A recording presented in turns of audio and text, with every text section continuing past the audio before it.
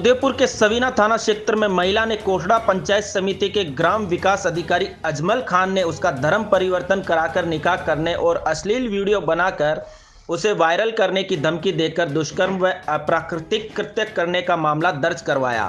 Police से मिली जानकारी के अनुसार 8 साल की बालिका के साथ थाने पर पहुंची महिला ने रिपोर्ट दी कि कोटड़ा पंचायत ग्राम विकास अधिकारी अजमल खान पुत्र यूसुफ खान बालोत ने उसका धर्म परिवर्तन कराया। रिपोर्ट में बताया कि वह अपनी नाबालिग पुत्री के साथ उदयपुर में जीवन यापन कर रही थी तथा अपने पूर्व विवाहित क्रूरता से परेशान होकर उसने पारिवारिक न्यायालय में आपसी रजामंदी के आधार पर 17 मई 2022 को विधिवत निकाह किया। इस दौरान आरोपी अजमल खान ने उसे विवाहित जीवन में आए संकट से छुटकारा दिलाने के नाम पर मदद करने का आश्वासन दिया। उसकी जिंदगी में आया। इस दौरान पहले तो उसने स्वयं को अविवाहित बताया, लेकिन बाद में कहा कि उसकी 2 बीवियां हैं जिससे वह परेशान है। उसने ये भी बताया कि पहली बीवी को तलाक दे दिया जबकि दूसरी बीवी का न्यायालय में केस चल रहा है। इसके बाद भी वह आए दिन उसे निजी आवास पर आया और कुछ पेय पदार्थ पिलाया जिससे वह बेहोश हो गई और जब होश में आया तो निर्वस्त्र थी। आरोपी ने उसके साथ दुष्कर्म किया। इसका विरोध करने पर धमकी दी और संबंध बनाते हुए फोटो खींच लिए। वह वीडियो भी बना लिया। इसके बाद आरोपी ने बंधक बनाकर उससे 2-3 बार दुष्कर्म किया। रिपोर्ट में पीड़िता ने बताया कि 17 दिसंबर 2021 को चेटक सर्कल स्थित दानत इस्लामी रेस्टोरेंट पर लाया, जहां पर मौजूद मौलाना ने उसका धर्म परिवर्तन कराकर निकाह करवाया और नाम बदल दिया। इसके बाद से लगातार आरोपी उसके मकान पर बतौर पति आता है और नाबालिग बच्ची को अलग कमरे में बंद कर दुष्कर्म करता। लगातार दुष्कर्म से वह गर्भवती हो गई। आरोपी ने इसका गर्भपात करवा दिया। 2 अप्रैल 2023 को आरोपी अपनी पहली पत्नी के साथ उसके घर चला गया। जब इसे इस बात की जानकारी हुई तो वह भी वहां पहुंची, जहां पर आरोपियों ने उसे लात घूंसों से बेरहमी से मारपीट की। पुलिस ने पीड़िता की रिपोर्ट के आधार पर आरोपी के खिलाफ मामला दर्ज कर अनुसंधान प्रारंभ कर दिया। आपके साथ वर्तमान में कोटड़ा पंचायत समिति के अंदर मेवाड़ा का मठ और डांग ग्राम पंचायत है, वहाँ पर एक ग्राम विकास अधिकारी है अजमल खान। उसने आज से 2 साल पहले मेरे से शादी की और मुझे ये कहकर मुझे शादी का झांसा ये दिया कि उस मेरी दोनों पत्नियों से मेरी नहीं बनती है और मेरी एक पत्नी को तो मैंने तलाक दे दिया और दूसरी पत्नी के साथ में भी मेरी नहीं बनती, मैं उसको भी मैं छोड़ रहा हूँ। तब उसने मेरे को झांसे में लेकर मुझसे शादी करी। 17 दिसंबर 2021 को हमने शादी करी और शादी करने के बाद में वो छुप के जाके अपनी बीवी से और अपनी बेटियों से उनसे मिलता रहा और जब मैं उसको जाने को रोकती तो वो मेरे से मारपीट करता और काफी मेरे शरीर पर और इस चीज के मारपीट के निशान है।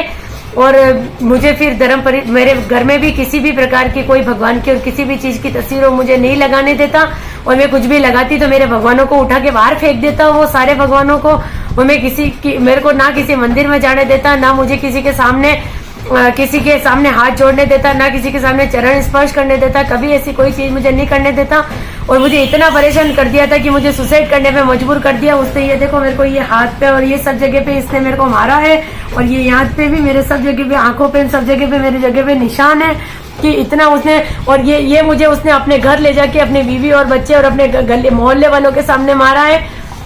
और मैं ये चाहती हूँ कि मेरे को पूरी तरीके से मेरे को कानून से यही अपील करती हूँ मैं कि मेरे को पूरी तरीके से सहायता मिले, क्योंकि अगर आज आप प्रशासन मुझे न्याय नहीं दिलाएगा तो ऐसी कई औरतों के साथ में ऐसे कई मियाँ भाई और लोगों हिंदू लड़कियों की बेटियों को ले जाकर उनकी जिंदगियां खराब करेंगे। इस आदमी ने मेरे बच्ची का हमारा धर्म परिवर्तन करा दिया, मेरी बच्ची का नाम चेंज करवा दिया।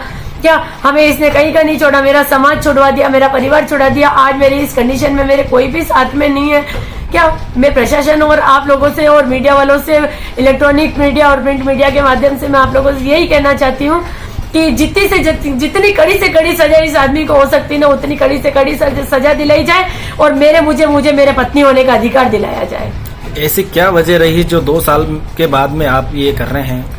सर वजह ये रही कि मैं 2 साल तक इसको सहन करती रही कि चलो ये सुधर जाएगा। ये पहले भी कई बार 4-5 बार पहले ही मेरे से बिना पूछे, जब लास्ट कन्हैयालाल हत्याकांड हुआ था तो हम तो उधर हमारे यूथ कांग्रेस वाले हम सब उधर बैठने के लिए गए थे और पीछे से ये आदमी सारे सामान वगैरह लेकर भाग गया था।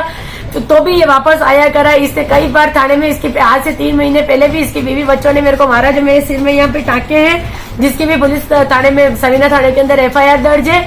और अब ये हुआ कि उस दिन ये यहाँ से चला गया। मैं इस आदमी को लेने गई थी तो इसने इसके घर के सामने मारपीट करी और झूठी मेरे खिलाफ एसपी साहब के सामने परिवार पेश किया कि ये ऐसी है और मेरे ऊपर झूठे आरोप लगा रहा है। मैंने इसका कोई पैसा वैसा नहीं हड़ पाए, मेरे पास में इसका 1 रुपया भी नहीं है, इसने मेरे को कुछ भी नहीं दिया है। और खर्चा मांगती है तो बोलता है कि मेरे पास में खर्चा वर्चा कुछ नहीं है। और ये मेरे ये ग्राम विकास अधिकारी है और ये आज नहीं तो करता तो ये 3 साल बाद में जाके ये चीज करता है कि रिटायरमेंट के बाद में, तो मैं इसका क्या बिगाड़ सकती। तो शायद मेरे ईश्वर ने और मेरे ठाकुर जी ने ही मेरा साथ दिया कि मेरे को इस दिन समय रहते ही मुझे सचेत कर दिया कि मैं इस आदमी से पहले ही चुंगल से छुड़ा लूं। और बस मेरा यही है प्रशासन से और इससे कि मुझे इसका मेरे पत्नी होने का मेरे को बराबर इसकी पेंशन में हिस्सा चाहिए, मेरे को इसकी तनख्वाह में हिस्सा चाहिए। ये आदमी आता है या नहीं आता उससे मुझे कोई लेना देना नहीं है, पर मुझे न्याय चाहिए।